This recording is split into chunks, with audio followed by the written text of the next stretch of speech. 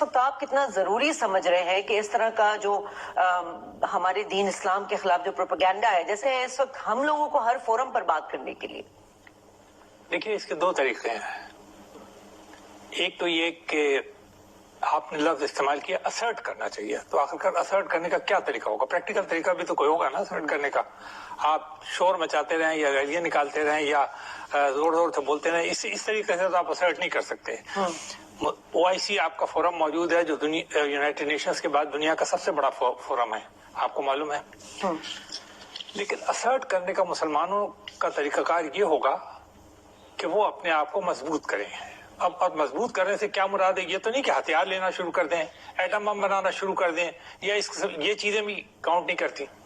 اصل چیز تو یہ ہے کہ مسلمانوں کو معاشی طور پر بہت مضبوط ہونا چاہیے، تعلیم اور ٹیکنالوجی میں بہت آگے ہونا چاہیے، اور اس کے بعد یہ دونوں چیزیں لینے کے بعد پھر آپ پورے اعتماد کے ساتھ with all confidence in yourself آپ ان سے بات کریں گے. سب سے اہم بات تو یہ ہے کہ اگر آپ یونائٹڈ نیشنز کا چارٹر دیکھیں، اس میں تو وہ کہتے ہیں رنگ، نسل، مذہب اور ان سب کی کسی قسم کی بھی کوئی تفریق نہیں ہونی چاہیے. ٹھیک ہے، لیکن اب یہ اس کو بدقسمتی کہیے کہ دوسری عالمی جنگ کے بعد تو تمام نیشنز نے، خاص طور پہ یورپین نیشنز نے اور مغربی نیشنز نے اس بات کو بڑی اچھی طرح ریئلائز کیا تھا کہ ساری جنگوں کا سبب اور یہ سارے تنازعات کا جو سبب ہے یہ جو ہے یہی ہے، یہ جو آپس کی نفرتیں ہیں، جو کہ تعصبات ہیں، اس کی وجہ سے ہوتا ہے. جیسے کہ جرمنی کی مثال دی جاتی ہے کہ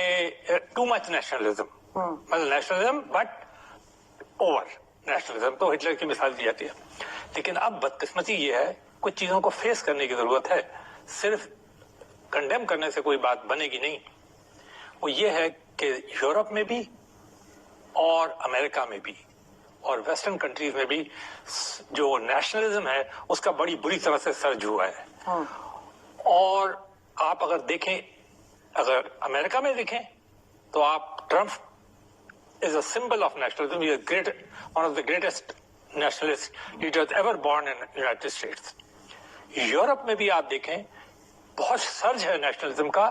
یعنی ابھی آپ نے دیکھا ہوگا ہالینڈ کے اندر، ہالینڈ جیسے ملک کے اندر ولڈر صاحب آئے اور ان کا تمام زور جو تھا وہ مسلمانوں کے خلاف. انہوں نے جو تقریریں جو انہوں نے منشور دیا وہ تو بڑا خوفناک قسم کا منشور تھا. تو اب کوشچن یہی پیدا ہوتا ہے نا، آپ نے وہ جو کوشچن کیا ہے وہ یہ کیا ہے کہ آخرکار کیسے ان لوگوں کو ہم کو کس طریقے سے اس بات پر یعنی آمادہ کیا جائے کہ وہ جو ہے وہ نیشنلزم کے اندر اسلام کو انکلوڈ نہیں کریں. تو میں یہاں پر ایک بات آپ کو کہنا چاہتا ہوں. میں علامہ اقبال کو کوٹ کر رہا تھا، کہتے کہتے میں رک گیا. جی انہوں نے بڑی زبردست بات کہی تھی اپنی reconstruction in the religious thought of Islam. انہوں نے کہا تھا جب بھی مسلمانوں کے اوپر کوئی برا وقت آتا ہے تو تاریخ گواہ ہے کہ ہمیشہ اسلام نے مسلمانوں کو تحفظ دیا، نہ کہ مسلمانوں نے اسلام کو. بڑی بات.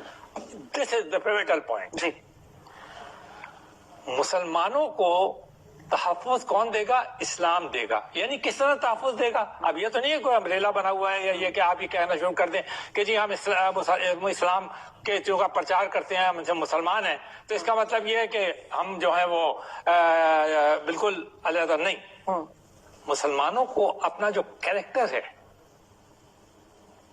اپنا جو لائف سٹائل ہے، وہ بالکل انہی اصولوں کے اوپر ڈھالنا چاہیے جن اصولوں کے اوپر اسلام نے ہمیں حکم دیا ہے نا. بالکل.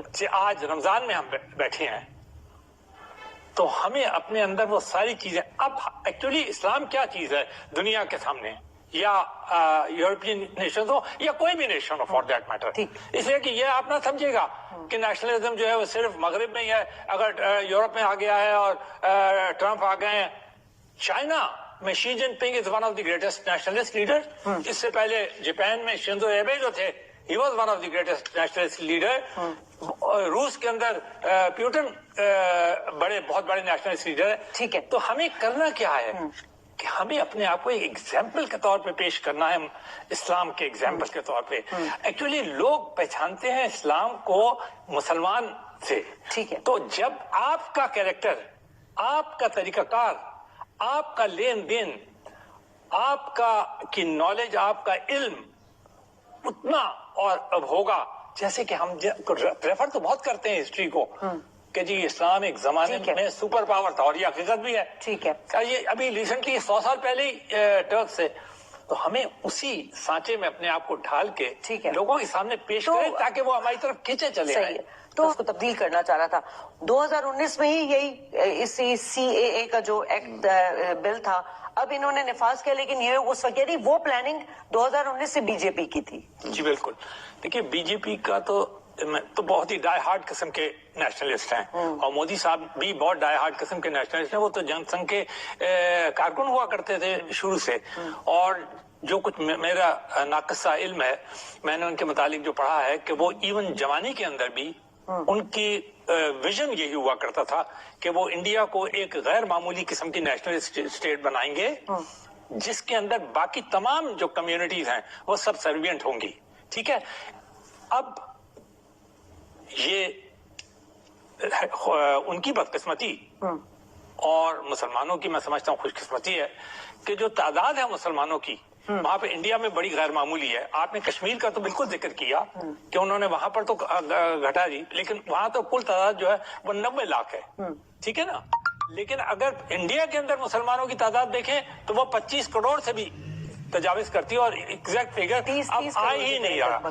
آپ یہ دیکھیے ایک بھی وزیر فیڈرل کیبنٹ میں بھی نہیں ہے، اور پروونشل گورنمنٹ 29 اسٹیٹس ہیں وہاں نہیں ہے. جبکہ ایک زمانہ یہ تھا کہ انڈیا کے جو پریزیڈنٹ ہوا کرتا تھا وہ بھی ایک مسلمان تھا، وائس پریزیڈنٹ مسلمان رہا.